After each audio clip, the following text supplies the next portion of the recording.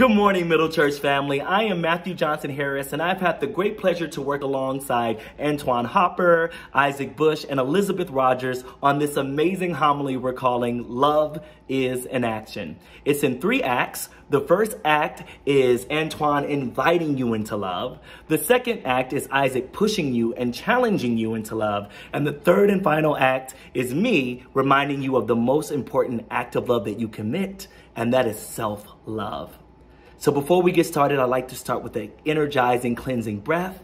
Everybody take a nice deep breath in through the nose, and then exhale out through the mouth. I hope you enjoy. Love. Love in action.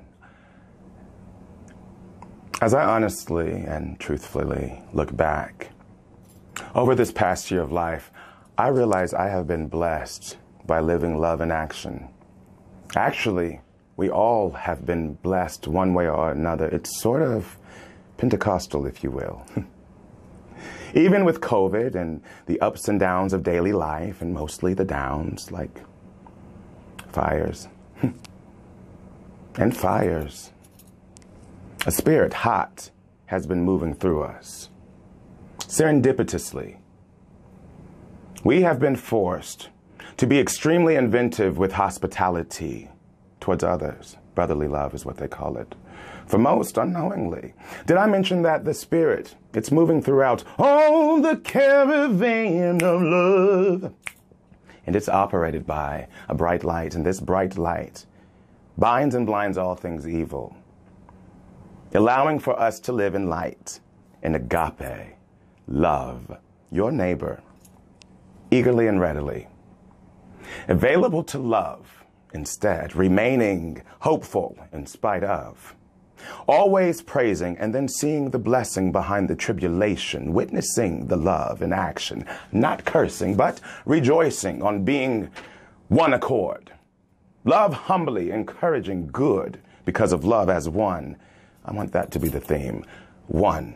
This, the light of love, is something I knew realistically how to be active, especially today. But I am seeing that will inside of me, that will in all of us that we were born with, came into, entitled to. That will inside of me made me realize, in order to look back, says I've come thus far. I was able to be still, stop, and let. That's a real notion. Stop, be still, and let. This propelled my arm forward to the love that was waiting in front of me. Oh. And I turned on the light. Honestly, y'all turned the light on. We all turned the light on, full blast. Strangers, friends, everyone, us, we, all together, the theme. We are making love active. Now here's the challenge. Encourage each other. We should be a role model for others to see, and then we can see that we've endured a lot, but this has allowed us, we, to see that the Spirit is moving and it's active. And it's turning on lights everywhere and putting love in action. Believe, activate others through and with love. Love in action. The golden rule. Love.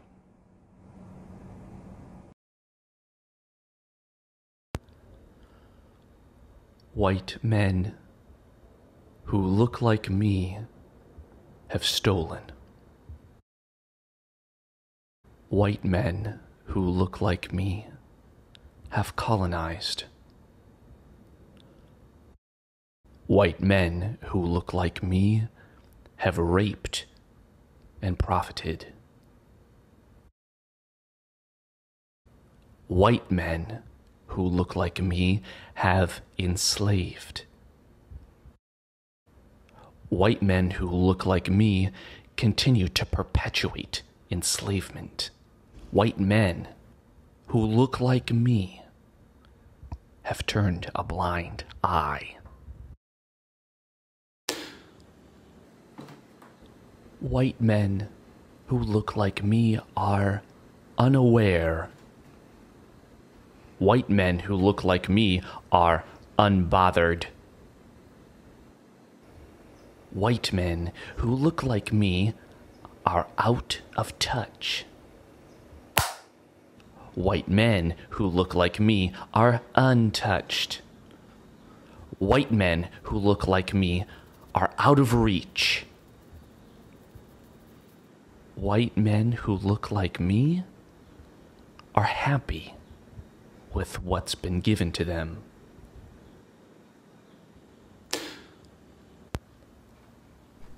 White men who look like me must look outside. White men who look like me need to lace up their shoes. White men who look like me need to cut open their hearts. White men who look like me need to bleed with the blood on the street. White men who look like me need to listen, lie down, serve, and follow. White men who look like me need to know they are white and what that means.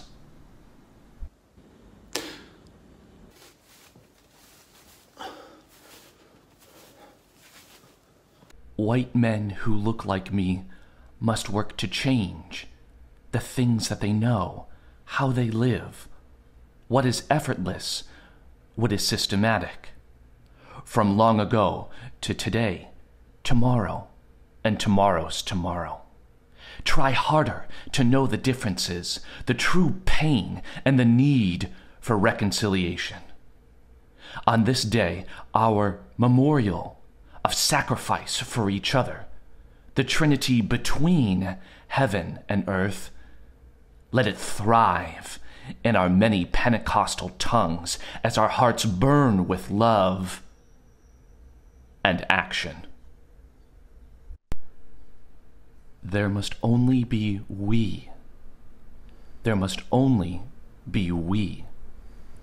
There must only be we. There must only be love in an action, not a word.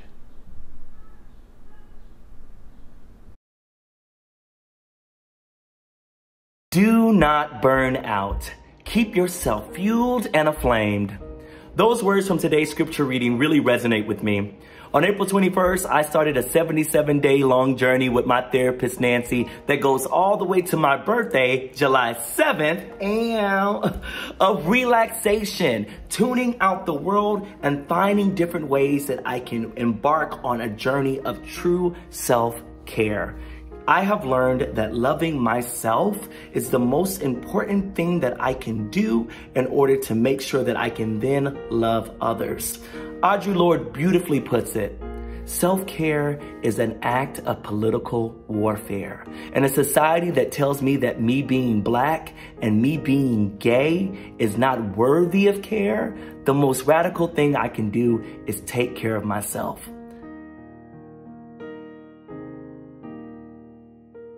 May is Mental Health Awareness Month, and as a person who has suffered from anxiety and depression, I know that that narrative that plays in my head telling me that I'm all alone in the universe is a contributing factor. And by having Middle Collegiate Church and also the queer black men in the middle, I know that I am not alone. I also recommend seeking out a therapist. I grew up in the black evangelical South where therapists were only for crazy people. Let go of that silly narrative and find someone to talk to. Nope, I am not available. Nope, I will not return that email until tomorrow morning. Nope, I will not listen to your dogma just because you are blood. No, no, no. I have gotten so good at saying no. I almost said no to this. Do not let your need to be liked supersede your need for peace. We've all experienced moments where we've turned ourselves down a little bit. For me, I've been in rooms where I've made myself a little less gay, a little less black, and we do it a lot out of safety. And I don't want you to ever do anything that's gonna make you unsafe. But I feel like a lot of us know the difference. And I have learned that I'm no longer gonna dim my light because it's illuminating someone else's insecurities. Because every time I do that, I have a little bit of resentment for myself. Because I'm telling myself that I am no different than the people that judge me, because I am judging myself. So I'm gonna be more me, and I'm going to shine brightly.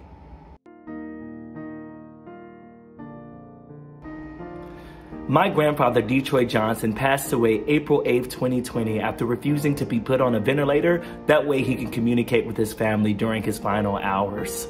My grandfather also served our country in the 1959 Korean War, only to come home to Tulsa, Oklahoma and have dogs sicked on him for walking on the wrong side of the street.